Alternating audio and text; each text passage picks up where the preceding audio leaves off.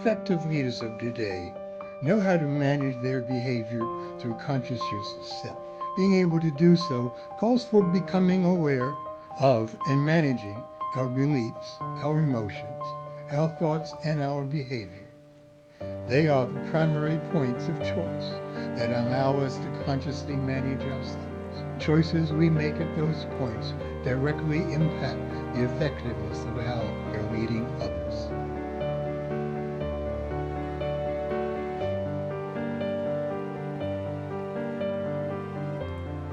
Hello, I'm Michael Broom, CEO of the Center for Human Systems. I've helped leaders, executives, and teams succeed. Let me be your leadership guru too. In this video, we will explore the 4 choice points to gain conscious choice over them. Every action, every behavior, every action we take, every behavior we do is dictated by some combination of emotions, thoughts, and beliefs that come from our socializations and our past experience.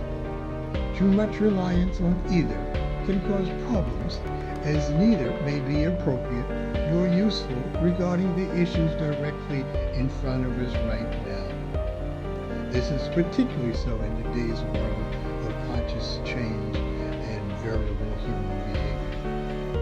To be truly effective, leaders must make conscious and deliberate choices regarding their emotions, their thoughts, and their beliefs that direct their behavior.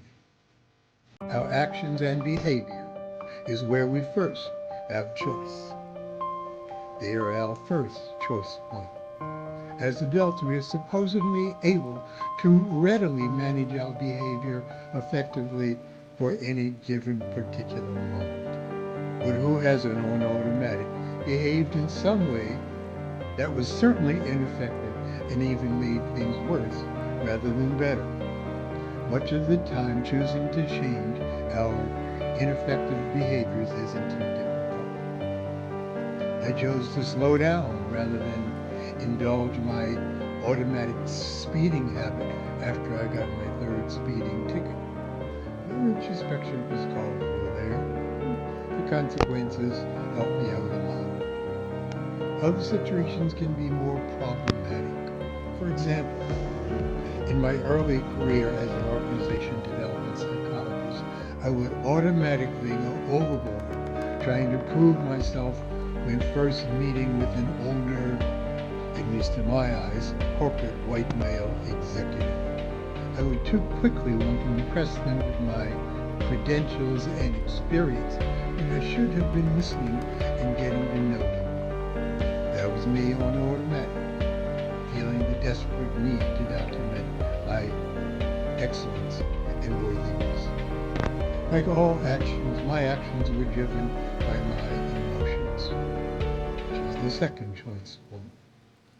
In this case, the combination of fear and anger from having been raised as a black man in the racist world of the 1940s, 50s, and 60s, coupled with my desperation of needing to succeed in the domain of corporate white men.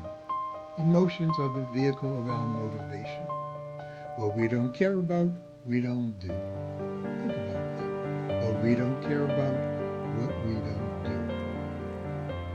That caring may take the form of joy, anger, contentment, fear, love, frustration, anxiety, or any of the other emotions. They're all emotions without which we don't do anything at all.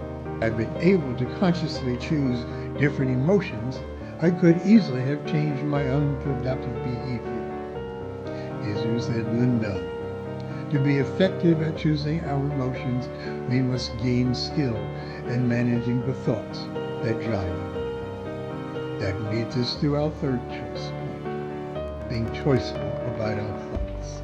If we shift our thoughts, our emotions will shift. In my example, the key thought driving my emotions of desperate fear and anger was, this white male executive won't hire me unless I can overcome his racism with my credentials and experience. It's not hard to see how that thought could lead to my emotions. That's often not so difficult. Feeling gloomy on a rainy day, it's not difficult to shift my thought from just thinking, well, we really need the rain. But our thoughts, like in my case, often are based in out-of-date and incorrect beliefs. In my case, I wouldn't be able to shift my emotions without inspecting my beliefs for insufficiency. Looking at my beliefs and then changing my beliefs wasn't so easy since they were rooted in the survival-oriented beliefs about white men and racism. White men back in the 40s and 50s were often dangerous to black men. I'll never forget the story about Emmett Till, 1 year older than me, being lynched in 1955. I was 13 years of age at that point. I read it in the Baltimore Sun newspaper. That belief about the racism of white men was driving my thoughts, which drive my emotions of anger and fear, which drove my automatic and ineffective behavior.